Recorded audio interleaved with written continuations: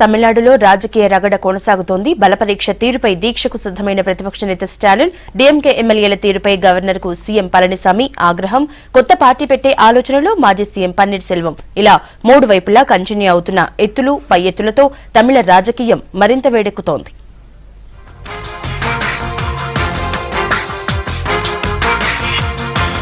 బల పరీక్ష ముగిసినా తమిళనాడులో రాజకీయ పంచాయతీ మాత్రం తగ్గడం లేదు. బల పరీక్ష జరిగిన తీరుపై సీఎం పళనిస్వామి ప్రత్యర్థులు విమర్శలు ఆపడం లేదు. ప్రతిపక్ష నేత స్టాలిన్ ఈ విషయంలో ఆందోళనకు సిద్ధమయ్యారు. ఈ నెల 22న నిరాహార దీక్షలకు స్టాలిన్ పిలుపునిచ్చారు. తిరుచిలో తాను కూడా దీక్ష చేస్తానన్నారు. విశ్వాస తీర్మానం సందర్భంగా అసెంబ్లీలో జరిగిన పరిణామాలను రాష్ట్రపతి దృష్టికి తీసుకెళ్తానన్నారు స్టాలిన్. దీనికోసం రాష్ట్రపతి అపాయింట్మెంట్ కోరామన్నారు. అంతకుముందు గవర్నర్ విద్యాసాగర్ రావుకు స్టాలిన్ లేఖ రాశారు. విపక్షాలు లేకుండా అసెంబ్లీలో జరిగిన బల పరీక్ష బూటకమని, దానిని రద్దు చేయాలని లేఖలో కోరారు. మరోవైపు మెరీనా బీచ్ లో మొన్నటి నిరసనలకు సంబంధించి స్టాలిన్ తో పాటు డీఎంకే ఎమ్మెల్యేలు, ఎంపీలపై మైలాపూర్ పోలీసులు ఎఫ్ఐఆర్ నమోదు చేశారు.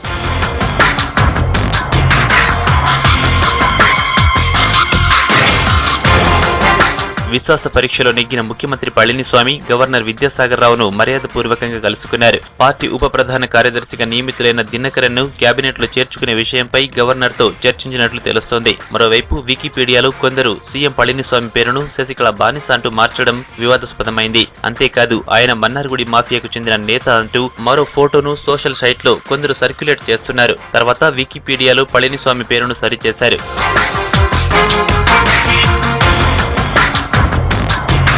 ఇక మాజీ ముఖ్యమంత్రి పన్నీర్ సెల్వం కూడా గవర్నర్ ను కలిశారు. అసెంబ్లీలో మరోసారి విశ్వాస పరీక్ష నిర్వహించాలని విజ్ఞప్తి చేశారు. అలాగే అమ్మా డీఎంకే పేరుతో కొత్త పార్టీ పెట్టాలన్న ఆలోచనలో పన్నీర్ ఉన్నట్టు తెలుస్తోంది. బల పరీక్షలో ప్రభుత్వానికి వ్యతిరేకంగా ఓటు వేసిన పన్నీర్ వర్గం ఎమ్మెల్యేలు 11 మందిపై స్పీకర్ అనర్హత వేటు వేసి 6 నెలల్లో ఉప ఎన్నికలు నిర్వహించే ఆలోచన చేస్తున్నట్టు సమాచారం. ఇదే జరిగితే ప్రత్యేక పార్టీ పెట్టి పోటీ చేయాలని పన్నీర్ వర్గం ఇప్పటికే ఓ నిర్ణయానికి వచ్చేసినట్టు సమాచారం. ఈ విషయంపై ఎన్నికల సంఘంతో చర్చిస్తున్నట్లు తెలుస్తోంది.